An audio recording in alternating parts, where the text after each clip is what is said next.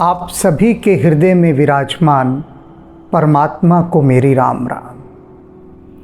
कल हम सब ने देखा कि किस प्रकार से व्यंग्यात्मक शैली में रावण और अंगद के संवाद चल रहे हैं।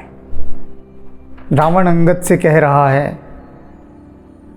कि तुम्हारे पिता वाली के क्या हाल हैं, कहाँ पर हैं आजकल, क्या कर रहे हैं। अंगद उत्तर देता है कि थोड़े दिन ठहर जाओ, तुम भी वहीं पहुंच जाओगे जहां मेरे पिता वाली हैं, और वहां जाकर खुद ही अपने मित्र के गले से लगकर उनका हाल चाल पूछ लेना कि कहो मित्र कैसे हो, सब पूछ लेना, बस थोड़े दिन ठहर जाओ। अब आगे अंगद जो कहता है वह सुनिए। राम विरोध कुशल जस होई, सो सब तो ही सुनाई ही सो ही।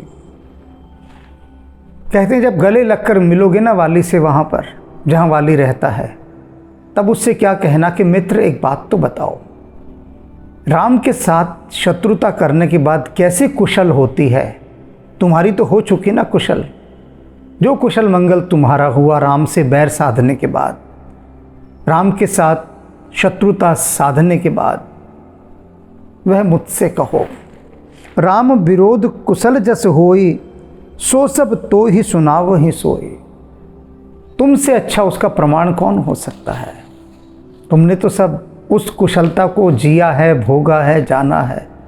तो मित्र मुझे बताओ, मैं भी तुम्हारी तरह राम के साथ शत्रुता ठान रहा हूँ, तो तुम्हारा क्या कुशल हुआ वह बताओ, उसी से मैं भी जान जाऊँगा मेरा क्या कुशल होने वाला है। इस तरह से अंगद ने रावण को यह बात कही। सुन सठ भेद होई मन ताके।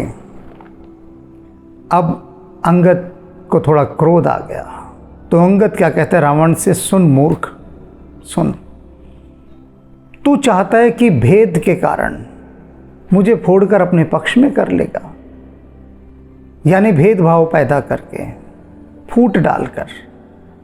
रावण क्या कह रहा है अंगद से कि तू उस राम का दूत बनकर आया जिसने तेरे पिता को मार डाला। तो अंगद कहता है ये बात जो तू मुझे कह रहा है, मेरे भीतर भेद पैदा करना चाहता है, वह भेद नहीं हो सकता। सुन ले मूर्ख, क्यों नहीं हो सकता। श्री रघुबीर हृदय नहीं जाके, ये तो उसके अंदर ऐसी भेद बुद्धि पैदा हो सकती है, तेरी फूट उन पर असर डाल सकती है जिनके हृदय में प्रभु श्री राम की भक्ति ना हो। लेकिन मेरे हृदय में तो प्रभु श्री राम विराजमान है, तो मुझ पर तेरी इन भेदभाव वाली, फूट डालने वाली बातों का कोई भी प्रभाव नहीं पड़ेगा। हम कुल घालक सत्य तुम कुल पालक दस शीस।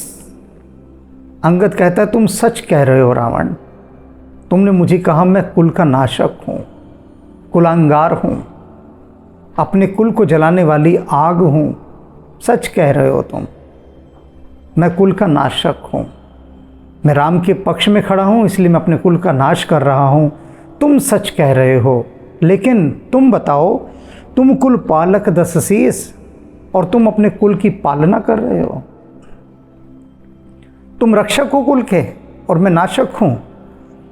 अंधौ बघिर ने अस, कहीं नहीं नयन कान तब बीस।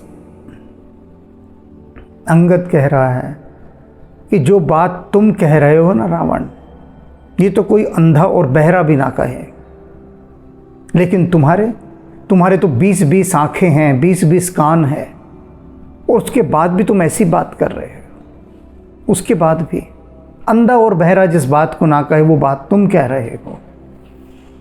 शिव विरंच सुर मुनि समुदायी, चाहत जास चरण से विकाई। कि जिनके चरणों की सेवा करने के लिए भगवान शिव, ब्रह्मा जी, देवता, ऋषि मुनि, ये सब तरसते हैं, झुंड के झुंड, समुदाय के समुदाय तरस रहे हैं जिन प्रभु राम की सेवा करने के लिए। तास दूत होई हम कुल बोरा।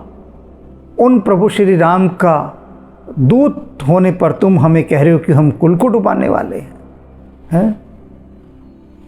अंधा और बहरा भी ना कहे यह बात जो तुम कह रहे हो, 20-20 आँखों वाले और 20-20 कान वाले। कोई ना कहे। असिहु मति और बिहर ने तोरा, तुम्हारी ऐसी बुद्धि की बात सुनकर तुम्हारा हृदय फट नहीं जाता क्या? तुम्हारे हृदय को क्या क्या सुनना पड़ता है, तो तुम्हारी बुद्धि क्या क्या अनर्गल प्रलाप करती रहती है, तो यह सब सुनकर क्या उसका हृदय नहीं फट जाता? 10-10 मुखों से तुम्हारी ये बुद्धि उनका आश्रय लेकर कैसी कैसी बकवास करती रहती है, व्यर्थ के प्रलाप करती रहती है। उनकी इन बातों को सुन सुनकर क्या तुम्हारा हृदय नहीं फट जाता? सुन कठोर बानी कपकेरी, कहत दसानन नयन तरेरी। अंगद की एक कठोर वाणी सुनकर रावण अपनी आंखें तरेरने लगा, गुस्से में आ गया रावण। कौन कह दे भला अंगद जैसी बात रावण को? किसकी मजाल? इतनी बात भरी सभा में जैसे हनुमान जी सुनाकर गए थे, वैसे ही अब अंगद सुना रहा है। रावण के तन बदन में तो आग लगनी ही थी, लग गई, भड़क गया रावण और आंखें तरेरने लगा। और क्या कहता है? नयन तरेरी, खल तब कठिन वचन सब सहे हो। कहता है, हे दुष्ट, जानता है तेरे ये सारे कठोर वचन मैं क्यों सह रहा हूँ?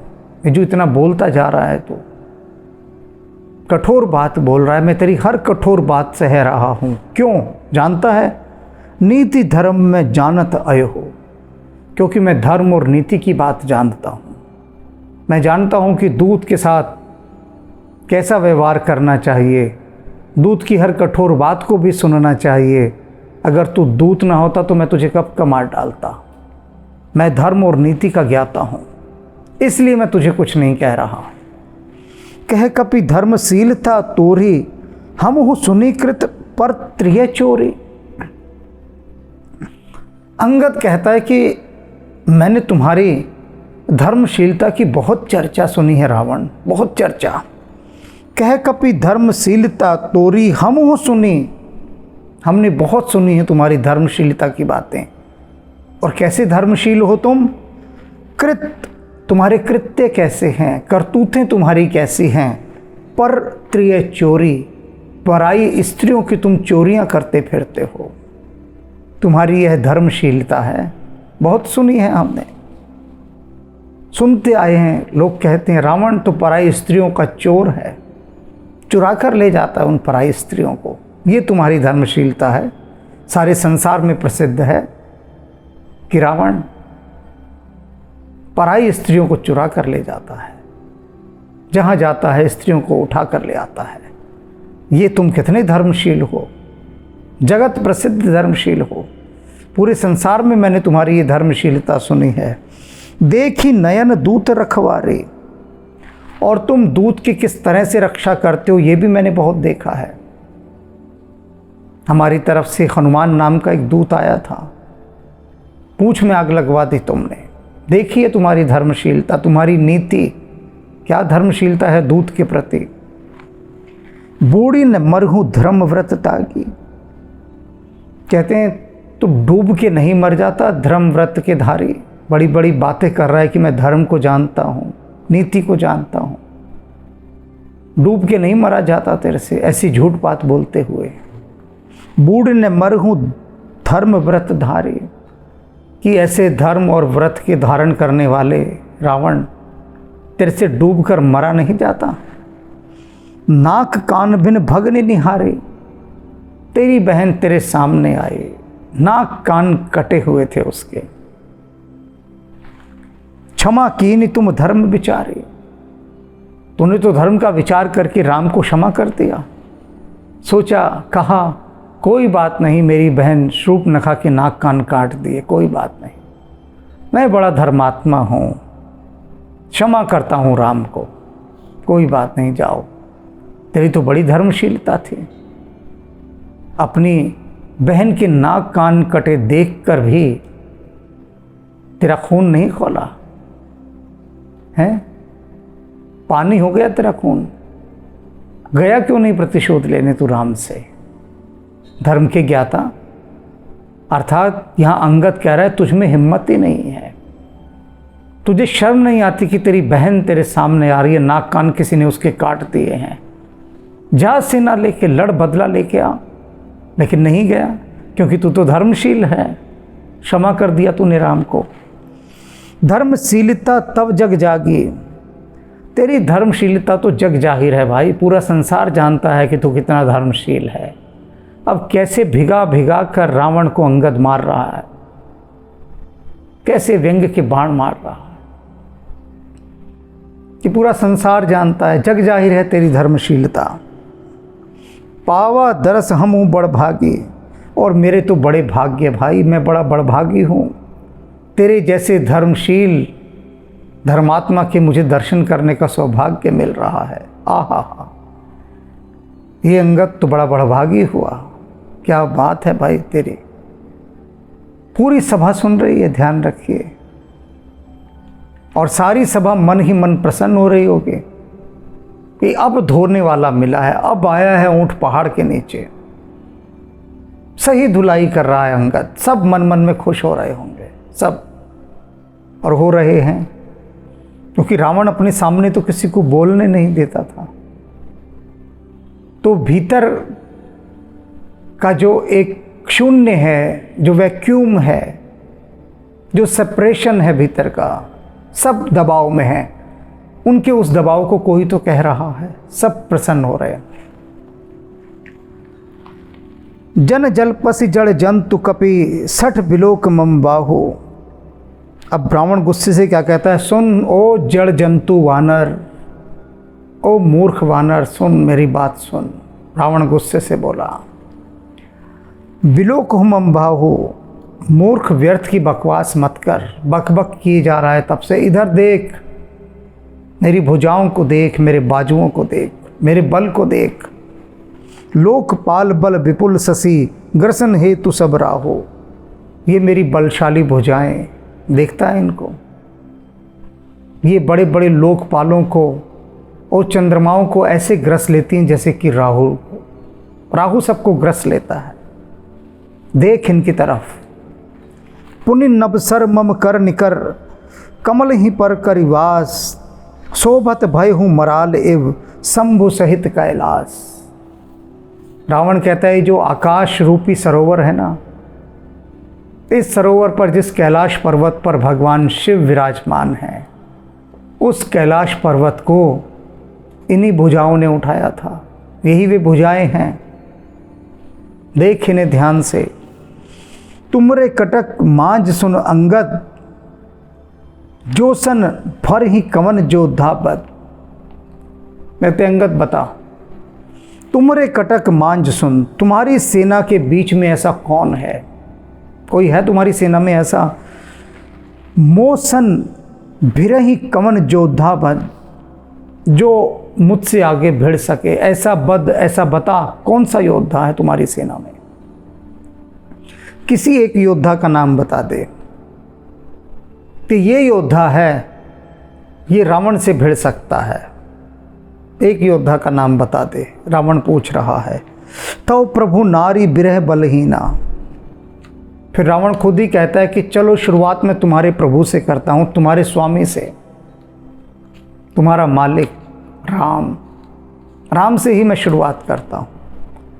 स्त्री के विरह में, उसके वियोग में, उसका तो सारा बल ही समाप्त हो गया है। तुम्हारा मालिक, तुम्हारा स्वामी, तुम्हारा प्रभु, वो श्री राम, वो लड़ने योग्य रह ही नहीं रह गया, बलहीन, सारा बल समाप्त हो गया उसका। और इसीलिए तो मैंने उसकी स्त्री चुराई थी, कि उसको बलहीन करने का एक ही मार्ग था और कोई नहीं, वो मैंने कर दिया। तो पहले तो राम की बात समाप्त कर दी, बल ही नहीं रहा तो लड़ेगा कहाँ से। अब अनुजतास दुख दुखी मलीना, अब रहा उसका भाई जो कि एक योद्धा है, लक्ष्मण, वो अपने भाई के दुख से इतना दुखी और उदास है कि वो भी लड़ने लायक नहीं रहा। दो की तो कहानी हो गई खत्म। अब आगे चलते हैं। रावण कह रहा है, तुम सुग्रीव कुल द्रुम दो, और तुम बच्चे तुम भी योद्धा हो जो मुझसे लड़ सकते हो, और सुग्रीव है, दो लेकिन तुम दोनों तो नदी के किनारे लगे हुए पेड़ के समान हो। नदी कौन है? रावण खुद को नदी कह रहा है कि तुम दोनों मेरे किनारे पर लगी हुई नदी के पेड़ हो। मेरी धार जरा सी तेज बहेगी, किनारे कटेंगे, सारा पेड़ नदी में बह जाएगा। तुम्हारी बिसात ही क्या है नदी के किनारे के पेड़ की? वो पेड़ जैसे मेरी लहरों से ज़रा सी ठोकर पाएगा और बह जाएगा। अनुज हमार भीर अतिसोऊ। अब बचा विभीषण। विभीषण भी बड़ा बलशाली है, लेकिन बल का क्या करेंगे? डरपोक है बेहद, बल कुछ काम नहीं आता। रावण कह रहा है कितना भी बलवान हो, लेकिन अगर वो डरपोक है तो सारा बल व्यर्थ। और कोई बलवान ना हो लेकिन निडर है तो उससे बड़ा बलशाली कोई नहीं। तो विभीषण की भी कहानी खत्म। वो तो स्वभाव से ही डरपोक है, मुझसे डरता है, वो भी नहीं भिड़ सकता मुझसे। जाम मंत्र मंत्री अति बूढ़ा, सो की होई अब सम्रारूढ़ा। और जामवंत अवश्य लड़ सकता था मुझसे, पराजित भी कर सकता था, लेकिन वह तो बूढ़ा हो गया है और अब युद्ध क्षेत्र में वह उतर नहीं सकता। सम्रारूढ़ा, समर में आरूढ़ नहीं हो सकता। उसकी भी कहानी खत्म। शिल्पी कर्म जान ही नल नीला। अब नल नील हैं दो बहुत बड़े बलवान सेनापति तुम्हारी सेना के, लेकिन वास्तव में वे तो एक कुशल अभियंता हैं, इंजीनियर हैं, शिल्पी हैं वो। अब जो शिल्पी है वो तलवार तो नहीं उठा सकता ना, उसका काम केवल निर्माण करना है। वो शिल्पी अब वो क्या करेंगे? वो भी नहीं रहे। रावण सबके नाम गिना रहा है एक एक करके, उसके पास सारी सूचनाएं हैं। है कपि एक महाबलशीला। हाँ, एक बंदर है तुम्हारी सेना में जो महाबलवान है, एक बंदर है। आवा प्रथम नगर हूँ जही जा रहा। और जो पहले आया था तुमसे पहले, बहुत बलवान है और उसने मेरा सारा नगर जला दिया था। उस पर विचार किया जा सकता है, उस बंदर पर। सुनत बचन कह बाली कुमारा। अब जब बाली कुमार अंगद ने ये बात सुनी रावण की, तो अंगद क्या कहता है? सत्य बचन कहूँ निश्चर नाहा, साचे हूँ कीस कीनपुर धा। कि अरे ये क्या कह रहे हो राक्षस राज, कि हमसे पहले कोई बंदर आया था तुम्हारे यहाँ और उसने तुम्हारी लंका जला दी, सारी लंका जला दी तुम्हारी। अच्छा, ऐसा कुछ है क्या कि उस बंदर ने तुम्हारी सारी लंका जला दी थी? साचे हो कीस कीनपुर दाहा। सच सच बताओ, मजाक तो नहीं कर रहे क्या? सचमुच उसने तुम्हारा नगर जला दिया था उस बंदर ने? रावण नगर अल्प कपि दये हैं। एक छोटे से वानर ने तुम्हारा नगर जला दिया आकर, छोटे से वानर ने। सुनो अस बचन सत्य को कहीं। ऐसी बात तुम कैसे कह रहे हो रावण? कौन इस बात को सच मानेगा? तुम ऐसे महाबलशाली, इतनी भुजाओं वाले, जिसने कैलाश पर्वत को भी इस आकाश रूपी सरोवर में स्थापित किया हुआ है, बड़े बड़े लोकपालों को, राजाओं को, स्वर्ग के देवता इंद्र को, सबको जीत रखा है। ऐसे महाबलशाली रावण की लंका को एक छोटा सा बंदर आकर जला जाता है। तुम्हारी इस बात पर कौन यकीन करेगा? अविश्वसनीय बात है ये, लेकिन तुम कह रहे हो तो इसका मतलब प्रमाण होगा इस बात का, सचमुच उसने लंका जला दी होगी। रावण नगर अल्प कपि दही, सुन अस बचन सत्य को कही। जो अति सुभट सराय हूँ रावण, सो सुग्रीव के कर लघु धावन। अंगद हंसता है। अंगद कहता है कि अभी जिस बंदर की तुमने चर्चा की ना, कि कोई बंदर आया था छोटा सा, उसने तुम्हारी लंका जला दी थी, जो अति सुभट सराय हूँ रावण, हे रावण, जिसे तुम बहुत बलशाली योद्धा कहकर जिसकी सराहना कर रहे हो, जिस बंदर की, वो जो आया था यहाँ पर, उस बंदर का भी हाल सुन लो। सो सुग्रीव केर लघु धावन, अरे वो बंदर तो सुग्रीव की सेना का एक धावक है, हरकारा है, दौड़ने वाला है। अंगद क्या कह रहा है कि वो जो बंदर अब से पहले आया था, हनुमान जिसका नाम है, वो तो सुग्रीव की सेना का एक हरकारा है, और उसे तुम कह रहे हो बहुत बलवान है, बहुत भट्ट है। हरकारा क्या है ये भी समझ लीजिए आप।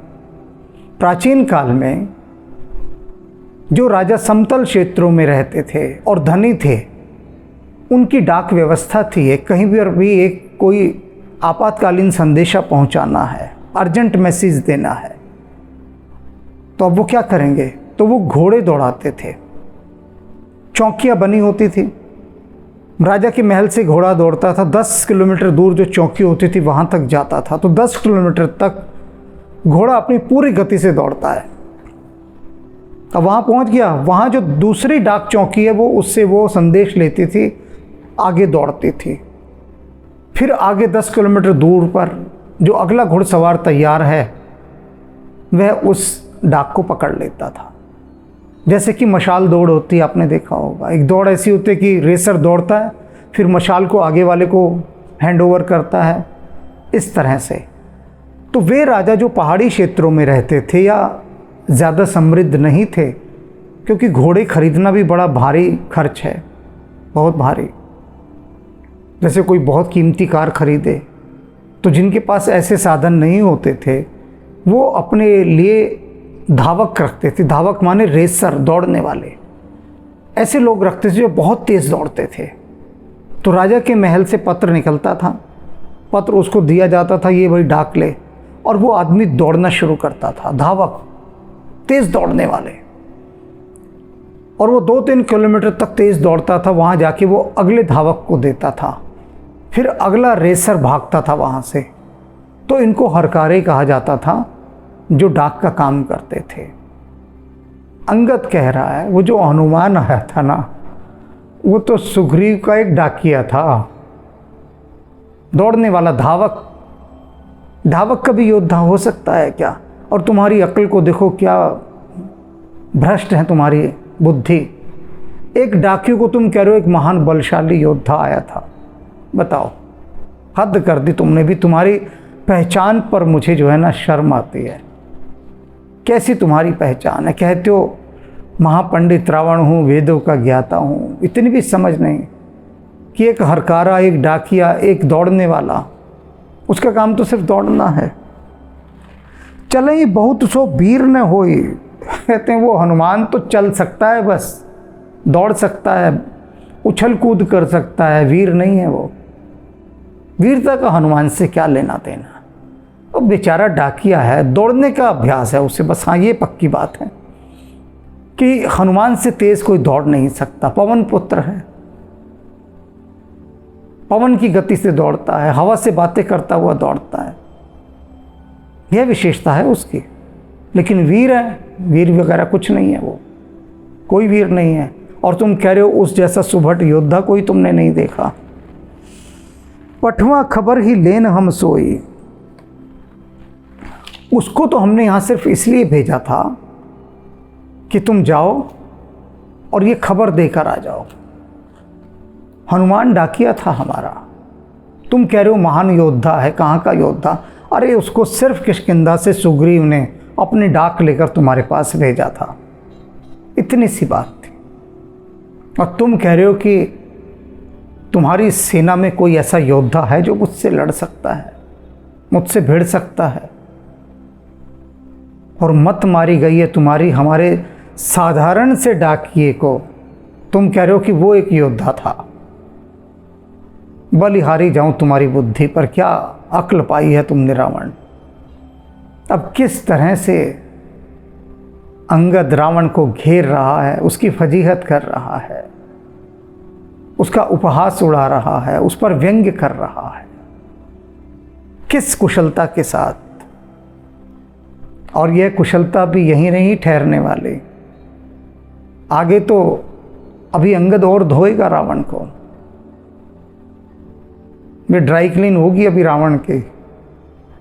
अंगद ने ड्राई क्लीन मशीन लगा रखी है यहाँ, क्योंकि धोबी पाट तो हनुमान जी मारते हैं, ये धोबी पाट नहीं मार रहा अंगद, ये ड्राई क्लीन कर रहा है रावण के। तो खड़े रहें सब, अपने सामने देखें किस किस तरह से कैसे ड्राई क्लीन कर रहा है।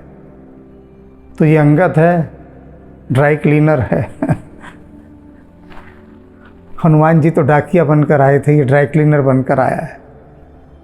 देखते हैं, मज़ा चल रहा है अभी खेल का, बाकी कल। राम राम।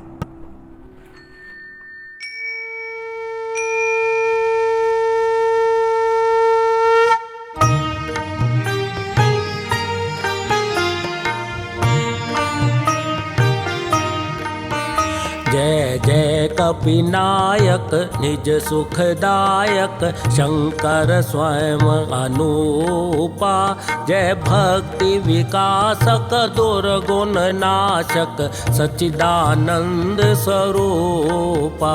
जय पवन कुमारा परम उदारा, केसरी कुंवर स्वरूपा।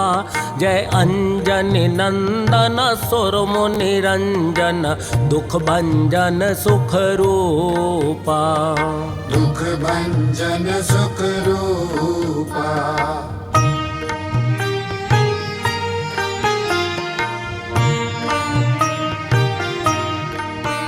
जय जय अविनाशी सब गुण राशि, धाम अखंडानंदा। केवल प्रभु माना परम अमाना, अद्भुत चरित मुकुंदा। अतएव चराचर सकल सुरासुर, गण से सब मुनि वृंदा। तज योग विरागा से अनुरागा, गावत शुभ गुण वृंदा। गावत शुभ गुण